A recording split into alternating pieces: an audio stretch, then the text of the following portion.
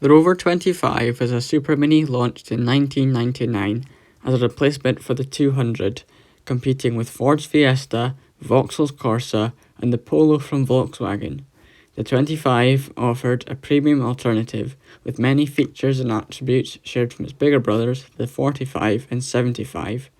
Let's dive deeper into the brochure and take a step back to the year 2000. So let's explore the Rover 25. The Rover 25, yours could be so you.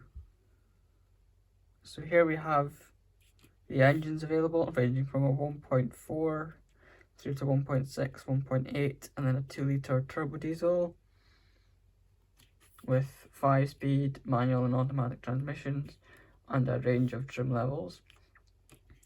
The 1.4s were available with 84 PS or 103 PS, and all the petrols were 16-valve dual overhead cam engines featuring multi-point fuel injection, and these were the K series engines. And the 2-litre turbo diesel engine is the L series engine by Rover, which you can also find in the 45 and very early Freelanders. And here we have a 5-door model shown in alumina green and a 3-door silver model. This is where the information gets quite meaty, where we have the key standard features for each trim level. So on the base, model I and all other models, it comes with walnut fascia inserts, 60/40 split folding rear seat, front door bins, height adjustable steering wheel, tinted glass, twin halogen headlights, headlamp leveling, glove box lamp, driver airbag, power assisted steering, radio and cassette player, cigarette lighter, IE, step up to IE and you get driver seat adjustment, electric sunroof and remote central locking. Step further up to IL and you get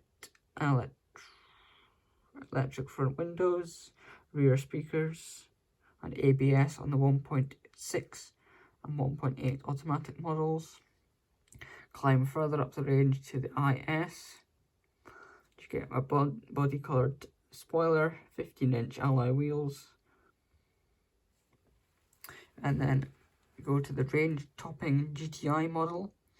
You get a volumetric anti-theft alarm, front tweeters, half leather seats, air conditioning, anti-lock brakes, chrome exhaust, leather steering wheel and 16-inch alloys.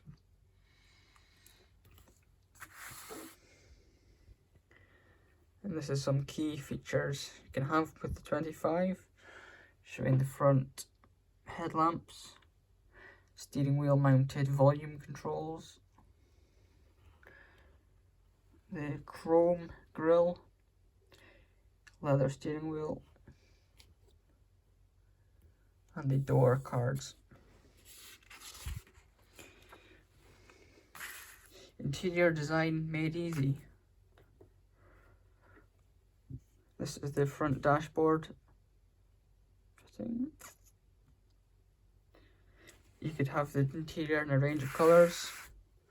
So we've got wiggle, they called it wiggle, ash grey, that was available on the base I, IE and IL models. You can also have full leather in sandstone beige, which was an option on the top IE and IL models. And then go to the range topping GTI. You could have the lovely lapis blue fabric with the part leather bolsters. That's very nice. This is my favourite section of the brochure, is where we can explore the colour options. So we have Arran white, solid solar red, midnight blue, Wedgwood blue, alumina green, platinum silver, anthracite, British racing green, The favourite for mine is Tahiti Blue. That's my favourite 25 colour.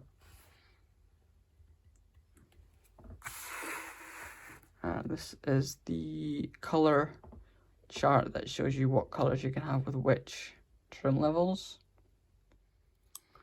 And you could also have red fabric inserts on the GTI models. Turning over the page, study your options. We've put together a choice of option packs full of clever ways to customize your Rover 25.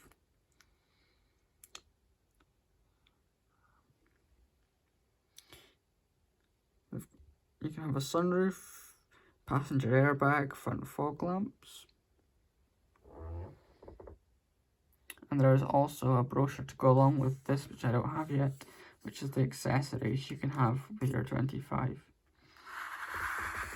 Technical specifications. So as mentioned earlier, all the petrol engines are of the K series family in 1.4, 1.6 and 1.8. All featuring dual red camshafts with electronic multi-point fuel injection, 3-way catalytic converter, and the GTI model came with the 1.8 variable valve control with 145 PS, which is about 140 brake horsepower, and that featured variable valve control and a modular engine management system.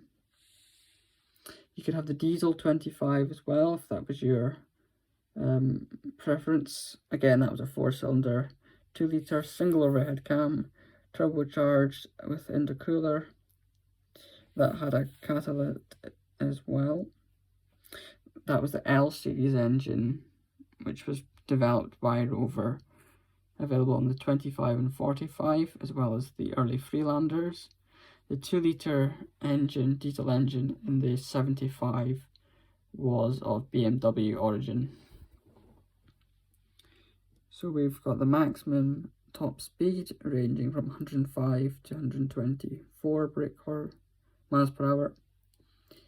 The slowest 25 went 0 to 60 in 11.8 seconds, and the quickest GTI did it in 7.8. Combined fuel economy ranged from, on the 1.4s, 42.8, on the 1.6, 42.5, and on the 1.8 GTI, the combined fuel economy was 34.3, which is still reasonable. But if you were doing lots of motorway miles or you're frugal, the diesel option did 55 miles per gallon.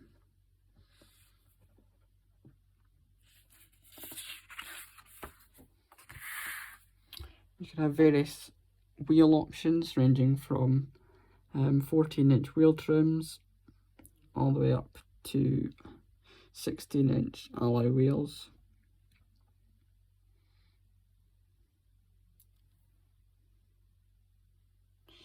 The suspension setup is fairly conventional for superminis of today, with front McPherson struts with coil springs.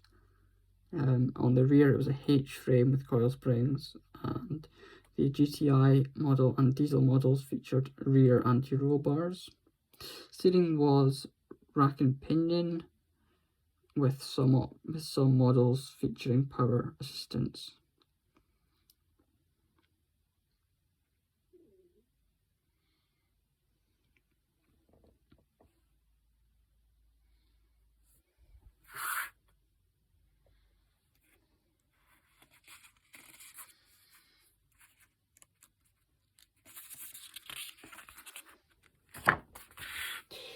We've got more technical specifications here,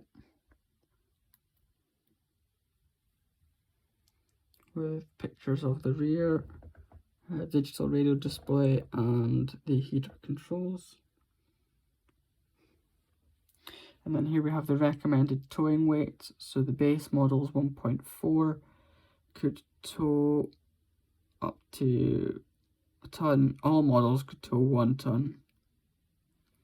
I've got the dimensions here, which would be good if you've got a small garage.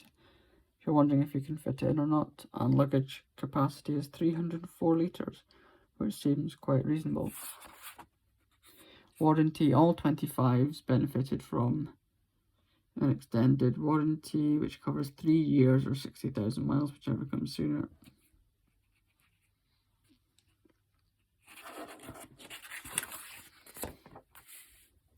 And then on the back, we just have the Royal Warrant, dated year 2000. And the notice saying that Rover can change specifications. And this picture on the back.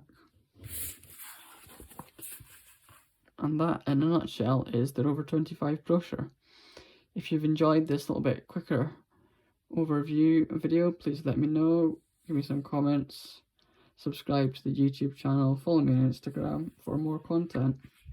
If you've got any suggestions of what you'd like to see, please let me know. That'd be great. Thanks for watching and have a great day. Stay safe.